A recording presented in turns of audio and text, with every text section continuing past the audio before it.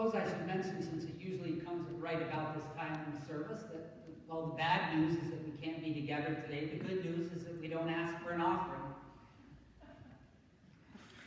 So now let us share these words from Matthew's Gospel. And Jesus said to the crowds and to his disciples, teachers of the law and the Pharisees sit in Moses' seat. So you must be careful to do everything they tell you. But do not do what they do, for they do not practice what they preach. They tie up heavy, cumbersome loads and put them on other people's shoulders, but they themselves are not willing to lift a finger to move them. Woe to you, teachers of the law and Pharisees, you hypocrites! You shut the door of the kingdom of heaven in people's faces. You yourselves do not enter, nor will you let those enter who are trying to. Woe to you, teachers of the law and Pharisees, you hypocrites! You travel over land and sea to win a single convert, and when you have succeeded, you make them twice as much a child of hell as you are. Woe to you, teachers of the law and Pharisees, you hypocrites! You give a tenth of your spices, to mint, dill, and cumin, but you have neglected the more important matters of the law: justice, mercy, and faithfulness. You should have practiced the latter without neglecting the former. Woe to you, teachers of the law and Pharisees, you hypocrites! You clean the outside of the cup and the dish, but inside they are full of greed and self-indulgence. First clean the inside of the cup and dish, and then the outside also will be clean. Woe to you, teachers of the law and Pharisees, you hypocrites! You are like whitewashed tombs, which look beautiful on the outside, but on the inside are full of the bones of the dead and everything unclean. In that same way, on the outside, you appear to people as righteous, but on the inside, you are full of hypocrisy and wickedness.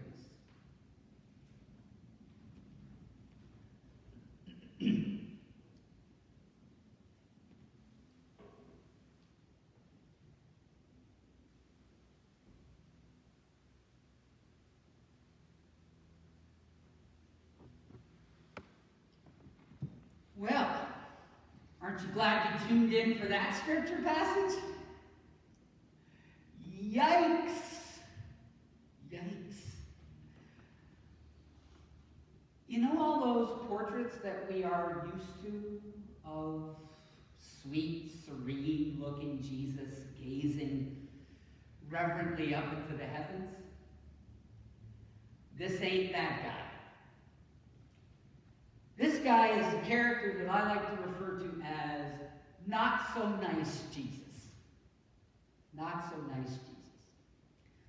The thing is, this isn't the only appearance in the Gospels of not-so-nice Jesus. Not-so-nice Jesus shows up a few times throughout the Gospels. But only when Jesus is convinced that there is something vital at stake. When there is something that he considers to be a matter of life and death. Spiritual life and death. In this scene from Matthew's Gospel, Jesus and his closest followers, his disciples, are in Jerusalem, just a short while before the start of the annual Passover festival. The last Passover festival that Jesus will attend. Because by the end of this Passover festival, the Roman authorities will have executed Jesus on the cross. They'll have executed him because they have come to believe that he is a potential threat. Threat to the peace that they carefully maintain through violence.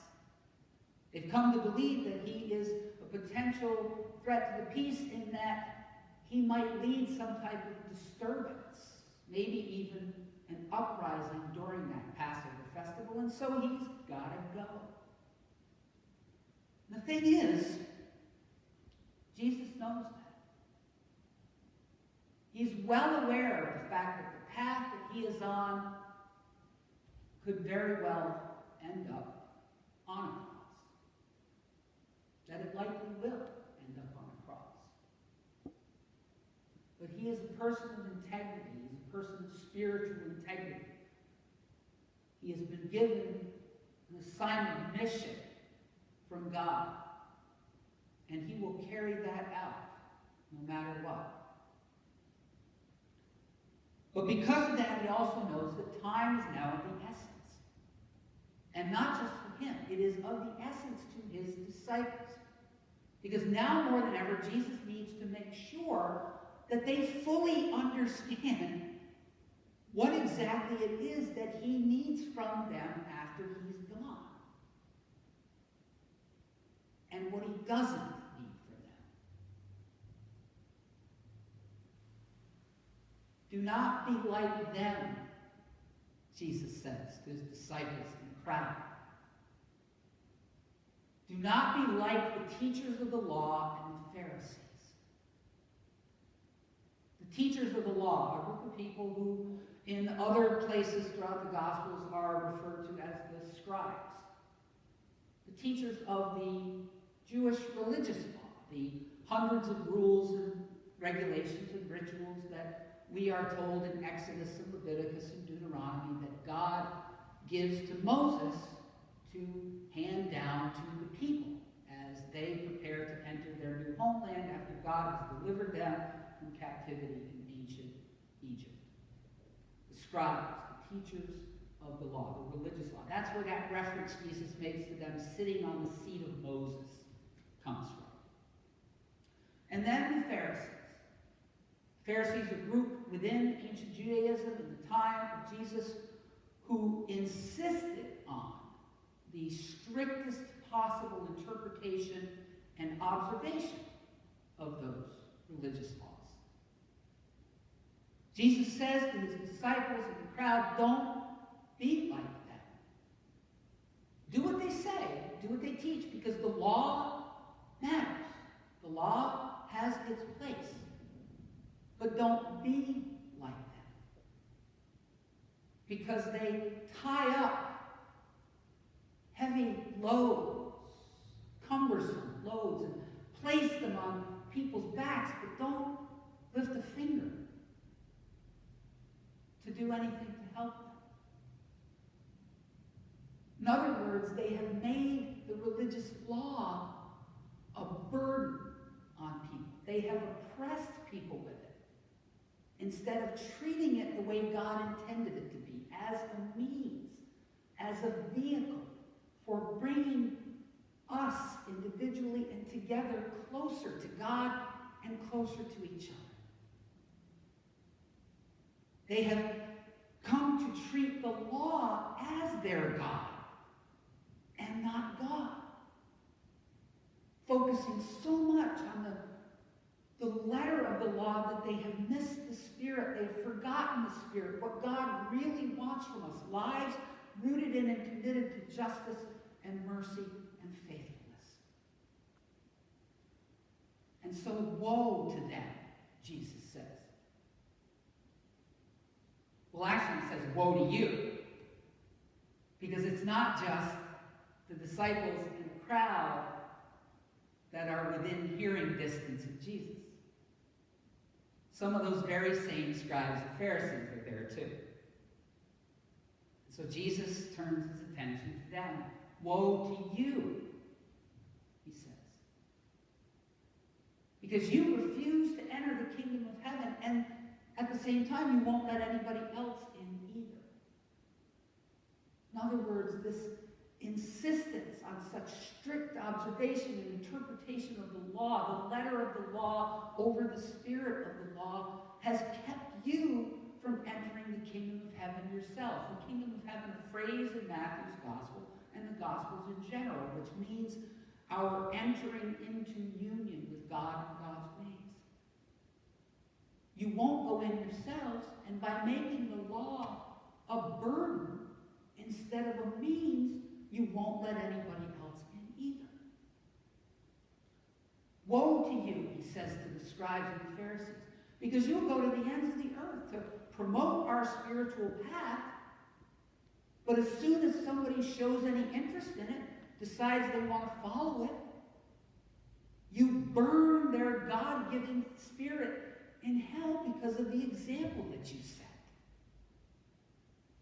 Woe to you, he says to the scribes and Pharisees, because you're like a cup that's been washed on the outside. It looks great, it's clean on the outside, but on the inside, in the heart of it, you are just full of greed and self-centeredness. Woe to you, Jesus says to them, because you're like whitewashed tombs. In ancient Judaism, there was a practice around the time of the Passover festival of whitewashing the front of tombs so that travelers into Jerusalem for the festival didn't accidentally touch the tomb and become ritually unclean. Jesus says to the scribes and the Pharisees, that's what you're like. You look great on the outside.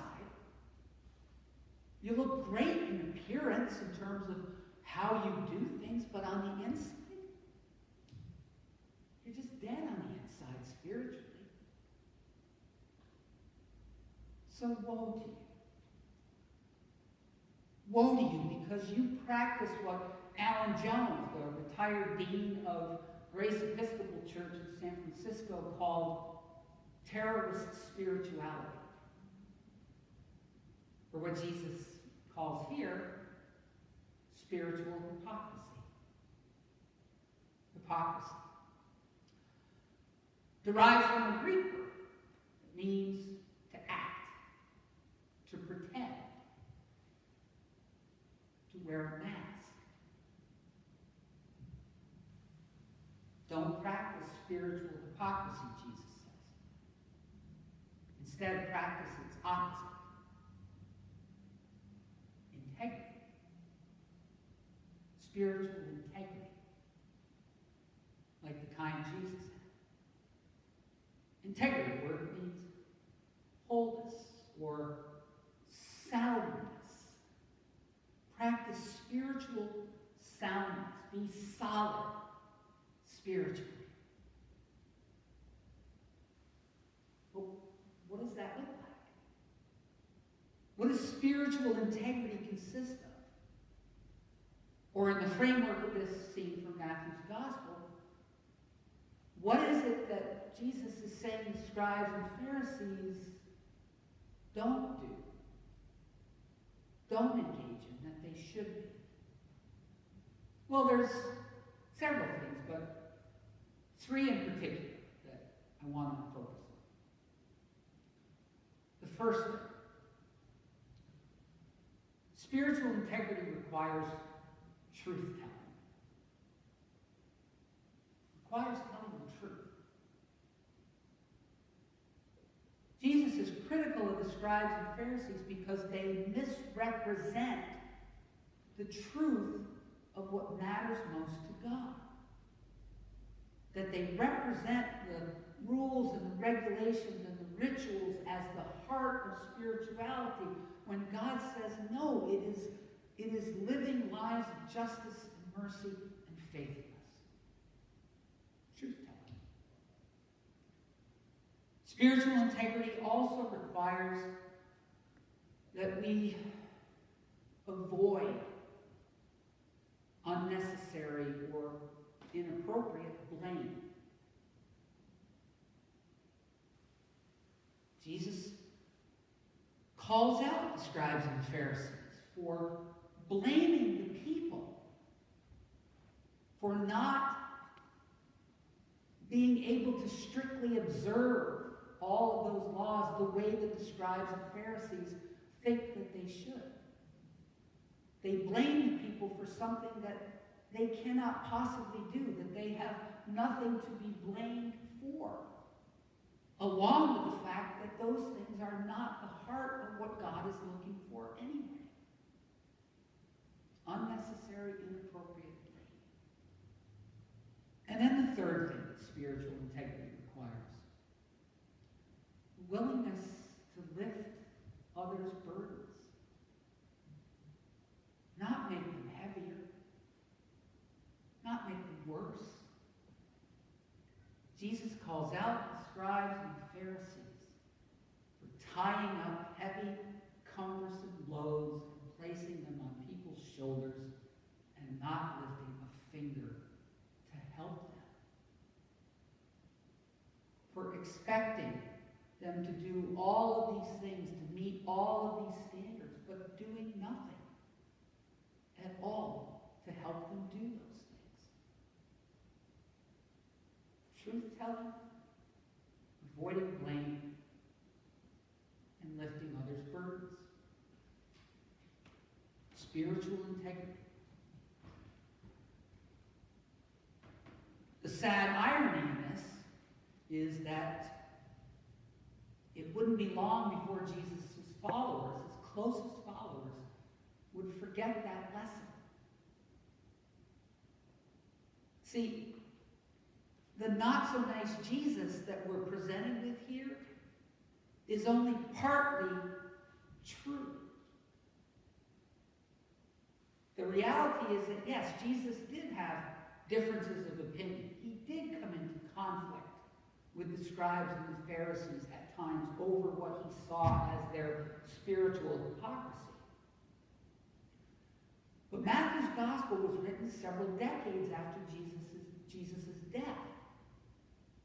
And it came out of an early Christian community that over time, over those decades, was coming more and more into conflict with the larger Jewish community and the Jewish religious authorities. They were made up of, again, we've used this term before, what scholars call Jewish Christians. Matthew's community believed they were still fully devout Jews, but had found in Jesus the Messiah. The larger Jewish community did not accept that, and so they began to come into more and more conflict until it reached the point where the two faiths were finally separated. This scene from Matthew's gospel reflects the level of animosity at that time, not the level of animosity that Jesus actually may have had when it came to the scribes and the Pharisees. And this passage is one of the ones that has contributed throughout the centuries to the spiritual virus of anti-Semitism. So those earliest followers forgot the very thing that they claimed Jesus was teaching in the scene that they put together. And now, as Jesus' followers, we have a new virus to deal with.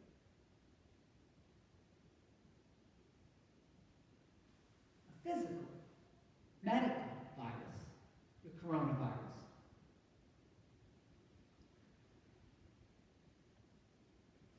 But it still asks the same thing of us. Jesus still asks the same thing of us. To come together and move through this, deal with it with spiritual integrity. And the same three parts of that he was trying to get across to the scribes and the Pharisees. As God's people, as Jesus' followers right now, we have to commit ourselves to those three elements of spiritual integrity. Truth-telling. We have to insist on the truth, on the facts about this disease and its spread and what we can do and what we shouldn't do. We need to be careful and avoid the kinds of craziness that's out there on the internet. People trying to convince us that you can cure this virus by drinking bleach or doing cocaine. This is the time for us to rely on the medical and scientific experts. And that is not as easy a thing to do as it used to be, Because we are in a time now in our culture where we are more and more distrusting and dismissing the experts. Now is not that time. It's the truth telling. Avoiding the blame game. How many times have we heard over the last few weeks somebody try to refer to this virus as the Chinese virus or a foreign virus, when we really don't know how it came about? The attitude of those phrases attempting to make this point that somehow the Chinese people intentionally developed this virus and inflicted it, first on themselves, and now the rest of the world. The thing about playing the blame game, especially inappropriately, is that it escalates. And it's escalating now. Because now there are Chinese sources who are putting out stories saying that the virus actually originated here. So, truth-telling, avoiding the blame game, and then lastly, and maybe the most important for us as a spiritual community, lightening others' burdens. Because right now there are a lot of people carrying some pretty heavy burdens. What now can we do over these next few weeks, months, who knows how long it will be, but what can we do as a spiritual community, as Jesus' followers, to help lighten the burdens of those who are hourly workers,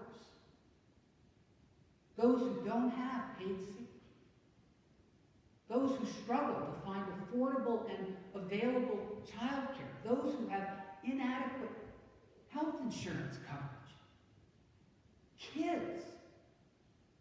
kids who rely on school for their main or perhaps only meal of the day, and college students, many of whom have been forced to pack up and vacate their dormitories within a day or two without being given the resources to go home, or maybe not even having a place to go home to.